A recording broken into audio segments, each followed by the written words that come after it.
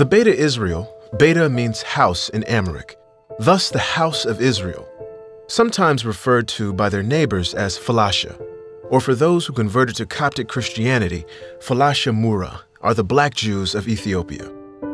Preserved mostly by oral tradition, their story goes back to the Queen of Sheba some 3,000 years ago. But it hasn't been as glamorous since. More recently, the Mengistu dictatorship, with its Marxist-Leninist leanings, increased the threat to the Beta Israel. An estimated 2,500 Jews were killed, and 7,000 became homeless during Colonel Mengistu Haile Mariam's coup, followed by relocations, forcing non-Jews and Jews who were denied the right to own land to share farms in state-run cooperatives, resulting in increased levels of anti-Semitism. With the constant threat of war, famine, and unimaginable health conditions, the situation of the Beta Israel remained bleak throughout the 1980s. During that time, by the end of 1984, in Operation Moses, Israel succeeded in airlifting an estimated one-third of the Ethiopian Jews back to Israel, but two-thirds of them, including the most vulnerable, elderly, infants, and the sick, remained in Ethiopia. Sadly, an estimated 1,600 orphans of circumstances were left behind. Thousands of poor, starving, and sick people in Addis who wished to go to Israel and left their villages did not return to their homes. The numbers soon swelled to more than 30,000 as more people arrived at the camps, creating a severe humanitarian crisis. At the same time, they uprooted themselves with nowhere to go. It no longer mattered why they left. Their homes and property had been taken over or confiscated by their neighbors. Hunger increased and health conditions worsened, where people lived and died in the camps.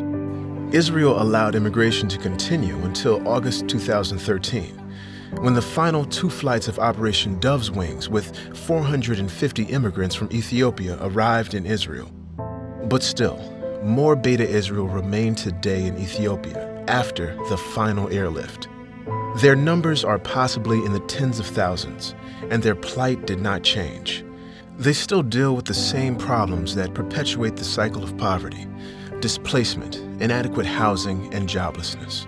One of a few jobs performed by the Beta Israel men is blacksmithing, making sickles.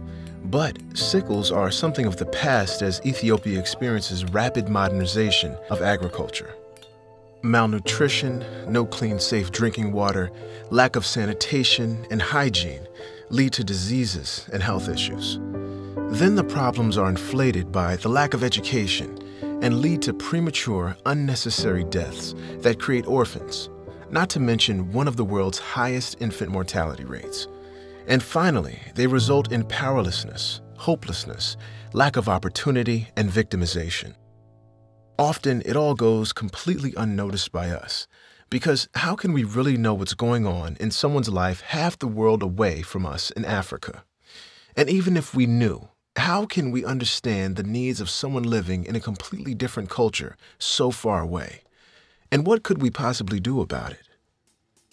But what if, instead of each one of us separately trying to figure out what to do, we all as individuals and communities join together, synchronizing our efforts to make a difference, and we build and empower self-reliant, sustainable village communities in Africa? As individuals and communities in America, using our strengths, we can partner with the village communities in Africa in the effort to build them up and discover that we are transformed and empowered ourselves in return. In Ethiopia, the Beta Israel were not allowed to own and farm land until very recently. But times change. A favorable change in government's attitude towards the Beta Israel has taken place. The government is now helping to designate land for a new Beta Israel village. This is an unprecedented window of opportunity. The House of Israel International Ministry, HIIM, is now recognized by the government and registered as a non-government organization in Ethiopia. HIIM is now positioned to empower the local Beta Israel communities for change to occur by providing resources, training for new jobs, introducing new sustainable technologies and new agricultural projects, and by building new self-reliant village communities.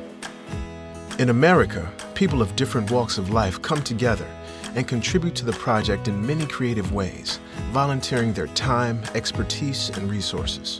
A contractor from Colorado volunteers to manage the building projects. An instructor at a technical college is contributing his expertise in the solar and wind power field for the project. People are coming up with creative ways to raise money. Some as simple as talking to friends, doing group presentations, or running a 5K, 10K, or a marathon.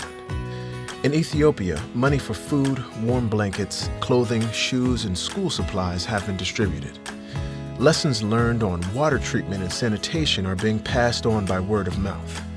One village community elected leadership and thus took a step towards self-organizing, taking responsibility and matters into their own hands. Small job opportunities are being created by tool rental operations administered by the community. Some cultural and sports activities, song, dance, soccer, and running, are already taking place within the community. They help to lift up the spirits and bring a sense of hope for the future. But all of this is just the beginning. The one big simple idea is that by working together on both sides of the ocean to build and empower sustainable Beta Israel village communities in northern Ethiopia, we can discover the transforming power for both communities and for all of us individually. Together, we are one step closer to bringing hope and transforming the lives of the Beta Israel community in Africa.